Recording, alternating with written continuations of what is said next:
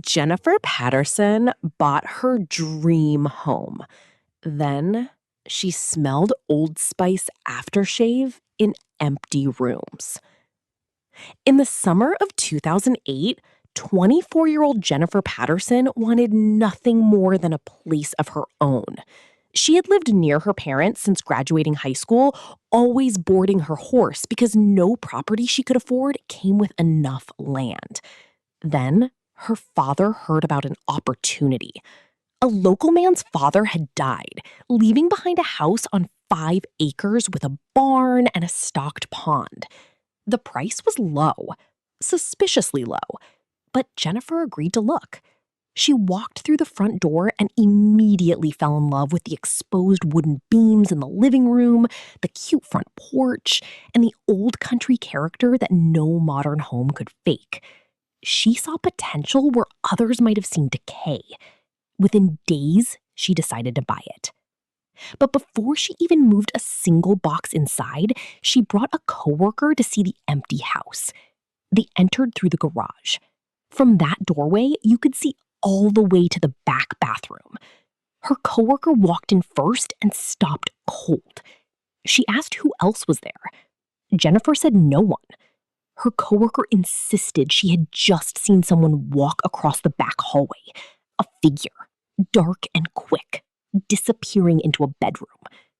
Jennifer searched every room. No one. Nothing. Her coworker refused to stay longer. She told Jennifer the house felt wrong, like being watched from every corner at once. Jennifer dismissed it as old house jitters.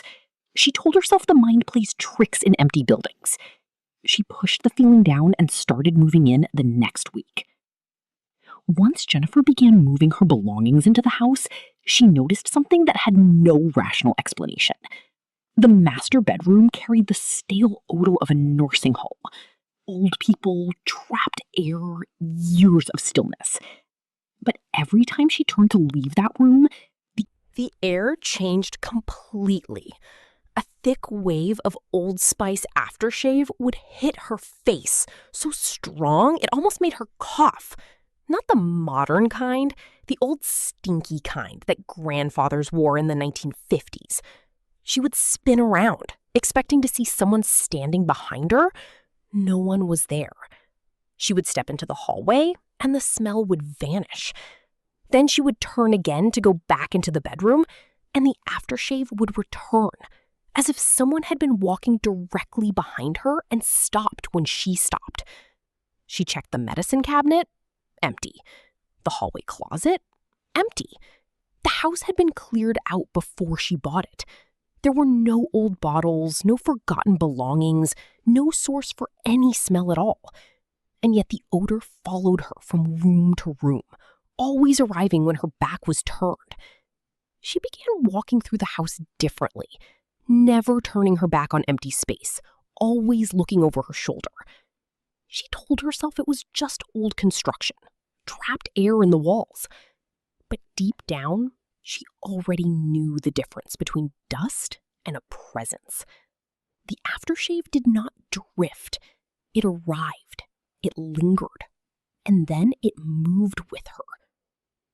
After Jennifer fully moved in, the strange activity did not stop. It grew worse. Several times a week, she would come home from work and hear people talking inside the house. Not from the television or a radio, but from the empty rooms themselves. She could never make out the words. The voices were too muffled, too distant, but she could hear the rhythm of a conversation. 2 voices, sometimes 3. They would rise and fall like people arguing or telling a story. She would stand in the kitchen, frozen, trying to catch a single sentence. The moment she turned a corner toward the sound, it would stop. Not fade. Stop. Like someone had seen her coming. Then after a few seconds of silence, the voices would resume somewhere else. Behind her, upstairs, in the bedroom across the hall. She searched every room every time. She checked the attic, the basement, the closets. Nothing. Her television was off. She did not own a working radio. The nearest neighbor was too far. a way for voices to carry. Other times, she heard music. Old, twangy country from the 1930s or 40s. Not modern country, but the kind with poor recording quality and steel guitars. She would walk to the window expecting to see a passing car with loudspeakers. The road was empty. The music would fade as she approached the window, then start again as soon as she sat back down. She began to dread the quiet moments, because the quiet was never really quiet. Hoping to fill the house with living energy and break the growing sense of dread, Jennifer threw a housewarming party. She invited friends from work. One friend brought another friend, and that friend brought her boyfriend, a man Jennifer had never met, and whose name she never learned. The party started well. Music, laughter, people filling the rooms that had felt so empty for weeks. Then, midway through the evening, the boyfriend walked up to Jennifer. He was calm, serious. His voice was low. He told her there were people in this house, a lot of them. Jennifer laughed and gestured to her guests. He shook his head. "No," he said. "They are not alive. A man and a woman, and they do not want you to be here. This is their house." Jennifer told him to relax. She walked away to refill her drink. She did not see him again for the rest of the night, even though his girlfriend and her friends stayed until the very end. He had simply vanished into the crowd. The next day, Jennifer called her friend to ask about him. Her friend said, "Oh, he is a psychic." Jennifer asked if he was legitimate. Her friend hesitated and admitted she did not really know. But the words stayed with Jennifer. A man and a woman. This is their house. She tried to bury the conversation under work and routine, but every time she walked into her bedroom, she remembered what another coworker had told her weeks earlier, that the previous owner's wife had died in that very room. The psychic had described nothing. He had not known the history, and yet he had been right. Weeks after the party, a coworker approached Jennifer with information about the previous owners. The man's name was Carl Johnson. He had built the house with his own hands. Every beam, every wall, every window frame. He and his wife and their 4 children had lived in the basement while he constructed the upstairs. They were religious people, quiet, hardworking. They raised their children in that house and never left. Carl's wife became ill in her later years. She died in what was now Jennifer's bedroom. Carl was never the same after that.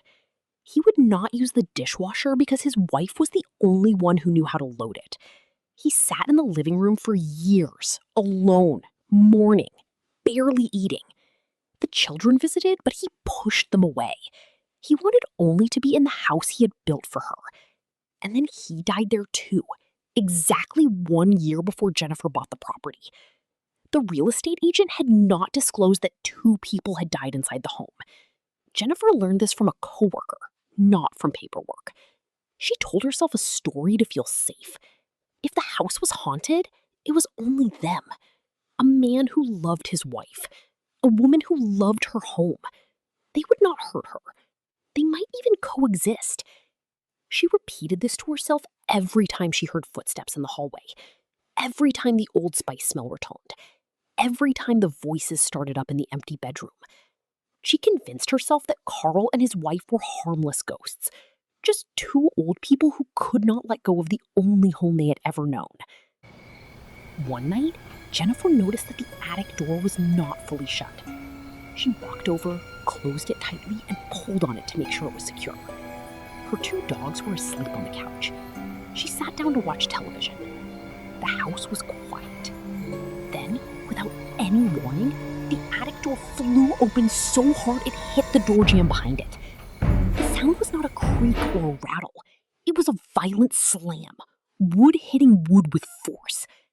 Her dogs shot off the couch in an instant. The hair on the back of their necks stood straight up.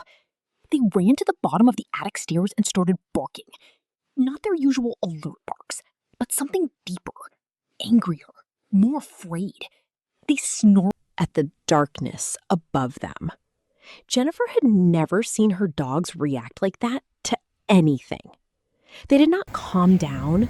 They did not look at her for guidance. They stood their ground and barked up those dark stairs like something was coming down. Jennifer did not go over to close the door. She did not call out. She sat frozen on the couch while her animals screamed at the empty attic. After several minutes, the dogs stopped barking. They backed away from the stairs slowly, still growling, still watching. The attic door remained open. Jennifer slept with the lights on that night. The next morning, she found the door still wide open. She closed it again. It stayed closed for 3 days. Then it flew open again while she was in the shower. No wind, no one else in the house. The dogs were locked in the kitchen. And still, that door slammed open hard enough to leave a dent in the door jamb. The basement flooded every time it rained. The sellers had lied during the purchase agreement, claiming a one-time pipe burst. But Jennifer and her parents found standing water again and again. So Jennifer decided to help clean it out. She started ripping rotten drywall panels off the basement walls. Sheets of wet, crumbling drywall that had been soaked for years. She was alone in the basement. Her parents were upstairs in the kitchen.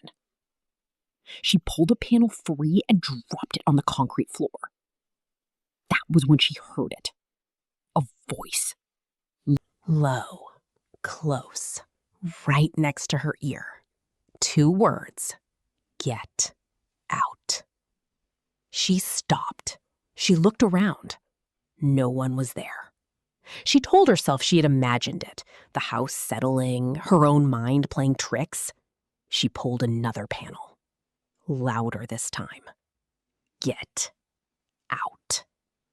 The voice was not a whisper. It was a command. Deep, masculine, angry.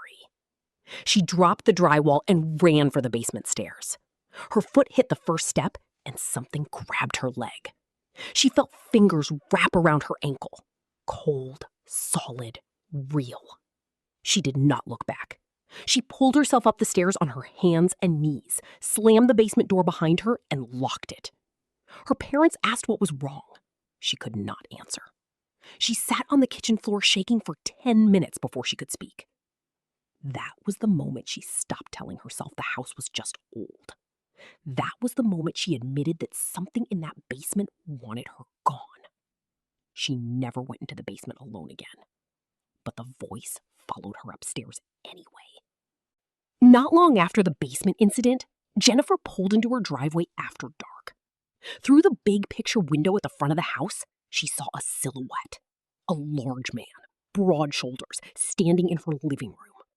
Her dogs were inside, barking wildly. Not their happy greeting bark. Something else. Something scared. She called her brother. He came over immediately. They searched every room, every closet, every corner. No one was there.